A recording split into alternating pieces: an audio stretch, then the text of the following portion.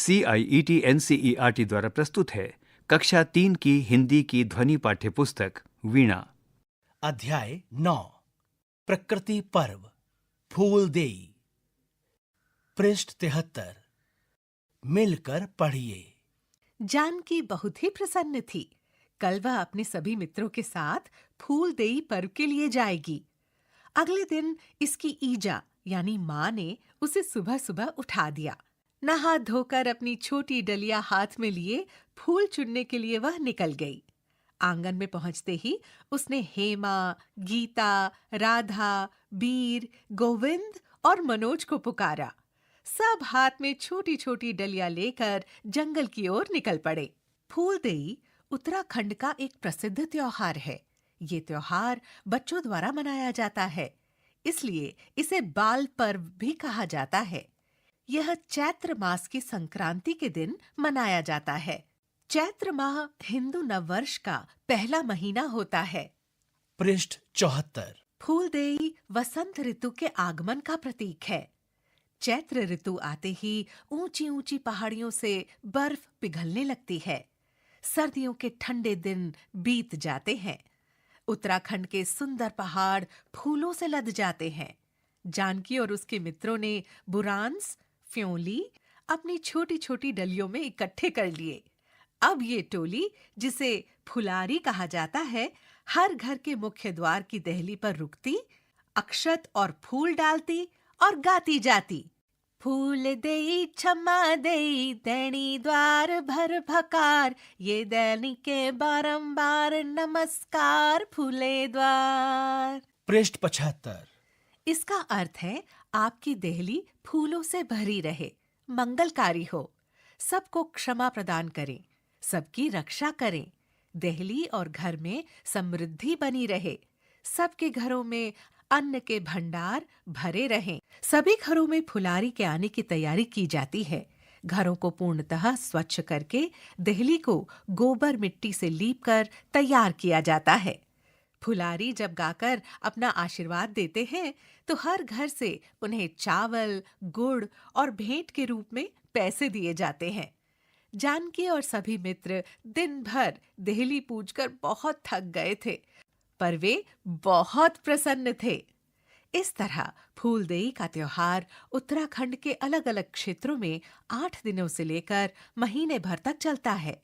बच्चों द्वारा एकत्रित किए गए चावल और गुड़ को मिलाकर बच्चों के लिए हलवा, छोई या साई व पापड़ी जैसे अन्य स्थानीय व्यंजन बनाए जाते हैं। व्यंजन बनाने के लिए जमा पैसों से घी या तेल खरीदा जाता है।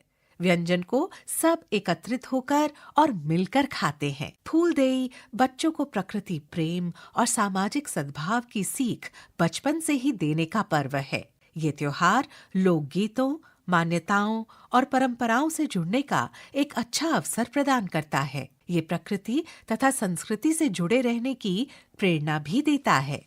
बातचीत के लिए। 1. त्योहार क्यों मनाए जाते हैं? 2. आपका प्रिय त्योहार कौन सा है? 3.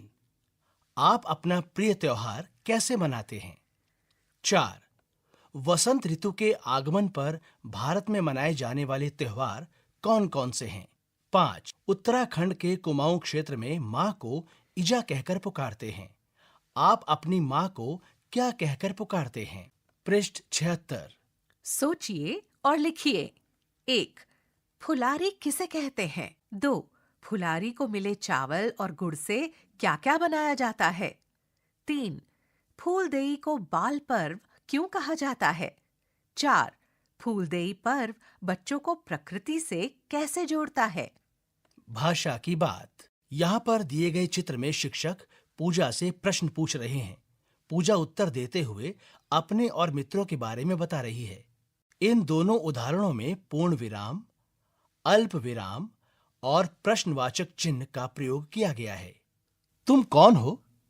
प्रश्नवाचक चिन्ह। मैं पूजा हूँ। पूर्ण विराम। तुम्हारे साथ कौन-कौन है? प्रश्नवाचक चिन्ह।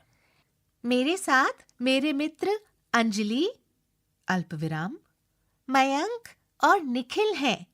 पूर्ण विराम। अब इन वाक्यों में इन विराम चिन्हों का उपयोग कर वाक्य ठीक कीजिए।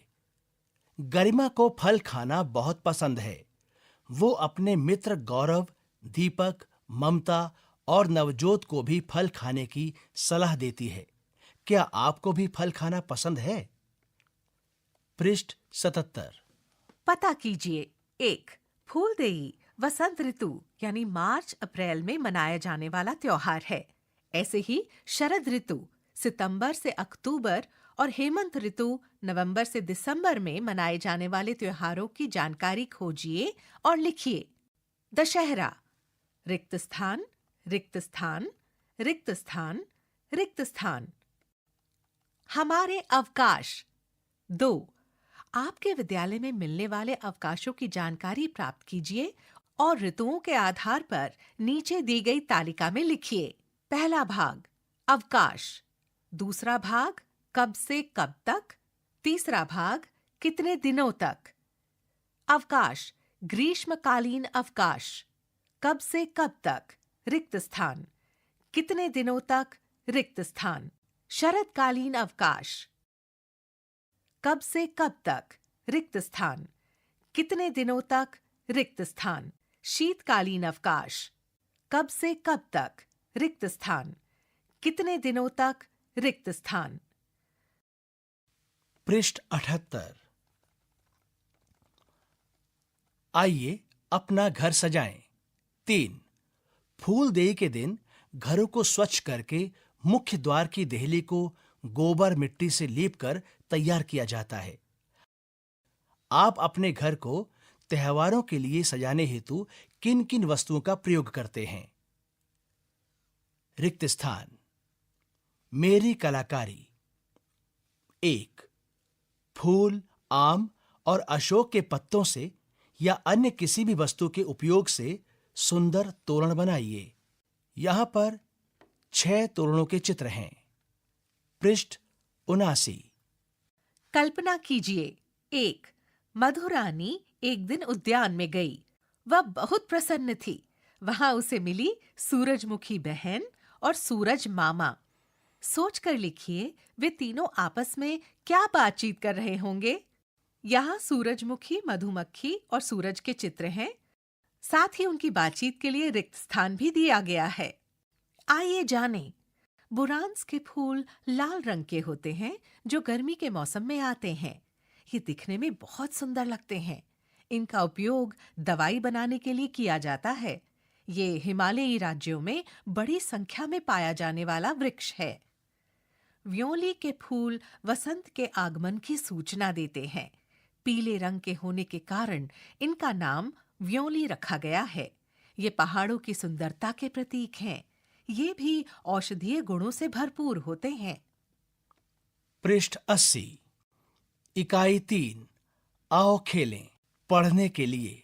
सुनो भाई गप, सुनो भाई गप, सुनो भाई शप। नाव में नदिया डूबी जाए।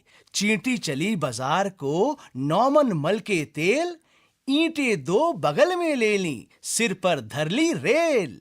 सुनो भाई गप, सुनो भाई शप, नाव में नदिया डूबी जाए। गधा चढ़ा खजूर पर, खाने को अंगूर। पीठ पे उसके नाच रहे थे 5-5 लंगूर। सुनो भाई गप, सुनो भाई शप, नाव में नदिया डूबी जाए। पृष्ठ 81। हाथी ढम ढम ढोल बजाए, ऊंट खाट पर सोए। बिल्ली सबकी रोटी सेके, घोड़ा कपड़े धोए। सुनो भाई गप, सुनो भाई शप, नाव में नदिया डूबी जाए। कवि अज्ञात, मालती देवी द्वारा संशोधित एवं परिवर्धित।